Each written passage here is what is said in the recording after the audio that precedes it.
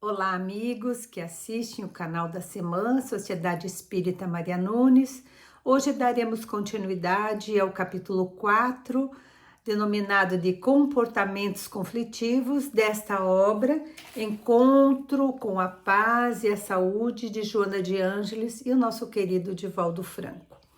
Importante lembrar que Érica e eu realizamos singelos comentários das obras da série psicológica de Joana com o intuito de estimular a leitura e reflexão sobre o importante auxílio que ela nos traz a vivermos com mais consciência de nós mesmos e com harmonia interior. Semana passada, a Érica comentou sobre o machismo e hoje comentaremos sobre o feminismo. Joana, ela inicia esse item dizendo que a liberdade é lei da vida e que muitos de nós vivem a ânsia de encontrar esta liberdade.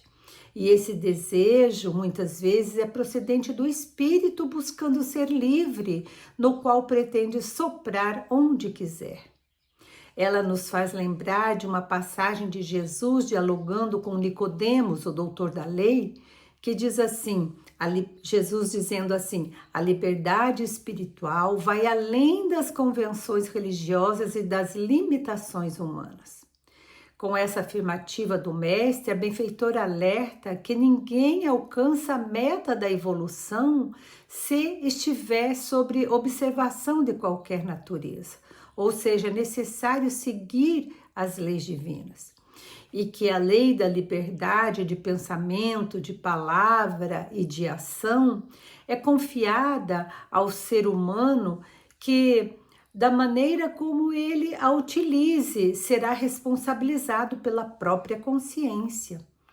E para a mulher é natural esse anseio pela liberdade, pela busca dos mesmos direitos que o homem, porque para ela nunca foi concedido esses direitos.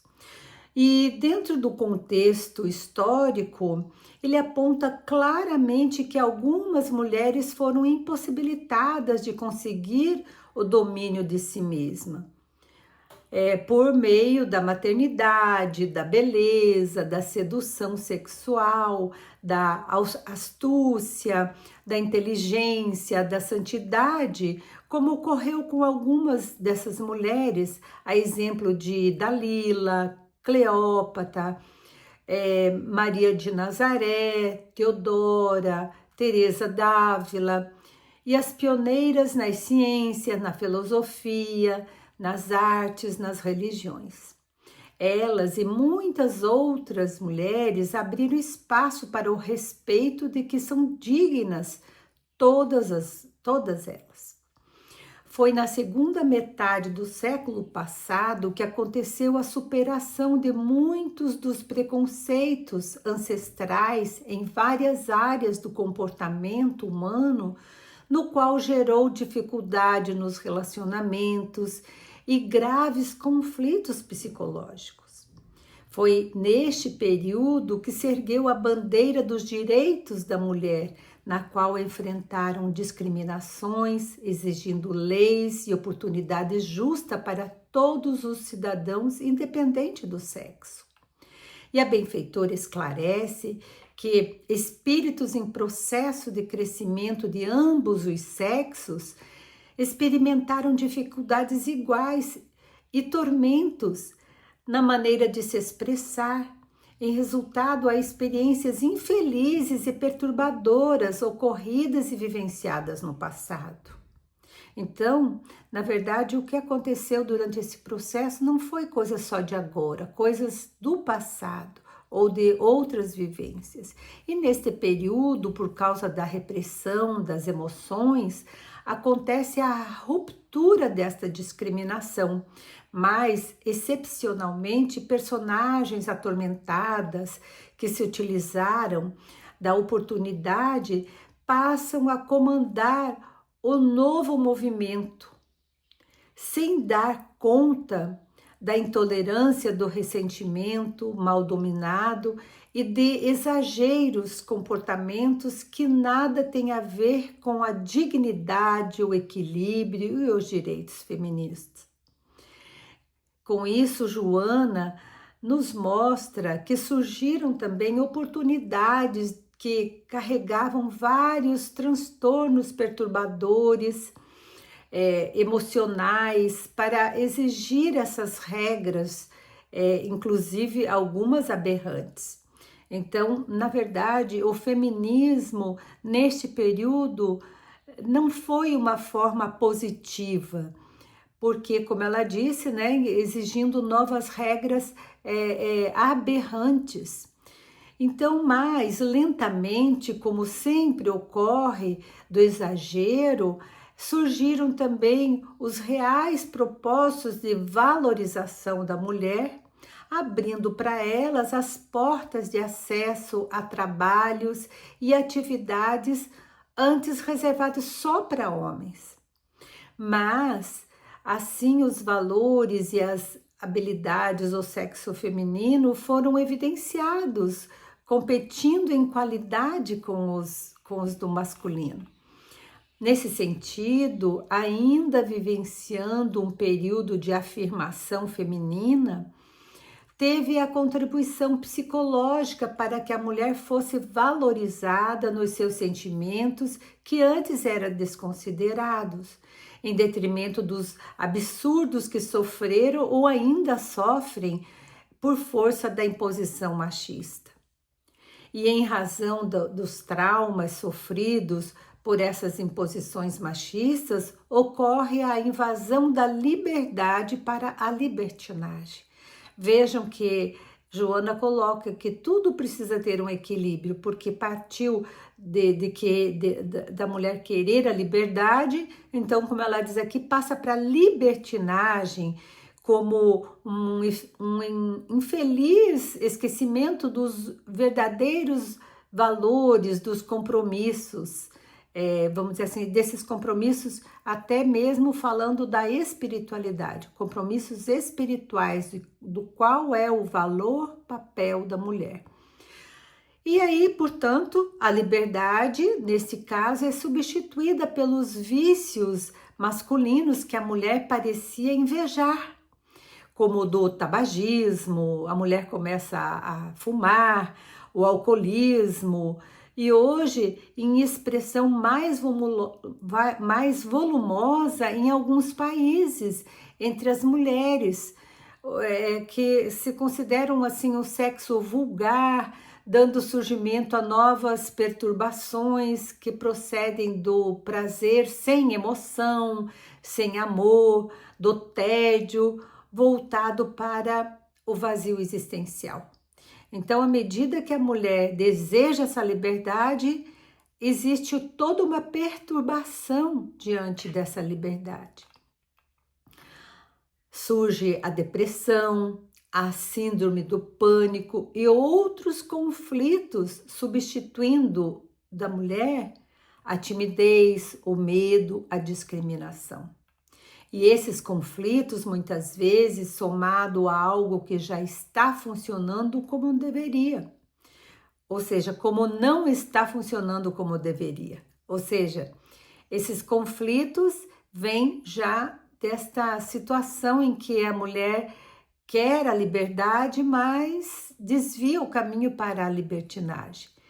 Então, pensando assim, a mulher, sendo principalmente com a sensibilidade para ser mãe, que deseja ser forte, frágil ao mesmo tempo, emocionalmente, e ainda meiga por imposição evolutiva.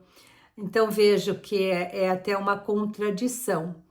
E nesse sentido, como diz a benfeitora, a mulher sente necessidade de autoafirmar-se e também de ter a sua autoconfiança e demonstrar a sua personalidade numa espécie de reparação que dormia no inconsciente. Mas esta necessidade da autoafirmação, da autoconfiança, tem levado muitas mulheres a resistirem à maternidade, justificando a obrigação de ter que trabalhar, como se uma oposição eliminasse ou impedisse a outra. Quer dizer, eu preciso trabalhar, então eu não posso ser mãe. Por outro lado, deseja a maternidade, mas delega a função a outras pessoas para educar seus filhos, fugindo da responsabilidade do lar, ao qual se torna cansada, ansiosa, quando não estressada ou amargurada. Então, de uma situação passou a outra. Na verdade, a veneranda nos diz que todo exagero gera consequências lamentáveis. E neste caso, ao negar a maternidade, a mulher ela responde por danos emocionais e sociais, cujos efeitos, pouco a pouco, vêm sendo apresentados na sociedade, em forma de drogadização, de criminalidade entre os jovens, de violência, de abuso de todas as ordens, da orfandade de pais vivos. E os homens, pelo mau hábito de considerar a sua suposta superioridade, sempre delegaram à mulher o fornecimento moral da família, a sustentação emocional do lar, dos filhos, ficando para ele as responsabilidades desta natureza. Mas também, muitas vezes, este mesmo homem abandona a sua mulher, empurrando para ela a responsabilidade da família. E vemos até hoje o quantas mulheres são arrimo da família, com filhos, sem pais. E com esse efeito, acontece as questões psicológicas do ressentimento feminino sobre todo esse contexto histórico. E aí a mulher reage procurando evitar a responsabilidade maternal, ou seja, não desejando ter filhos. E essa interpretação equivocada e infeliz, influenciada pelo feminismo exagerado, tem produzido danos emocionais graves nos sentimentos das mulheres que se frustram na solidão destrutiva.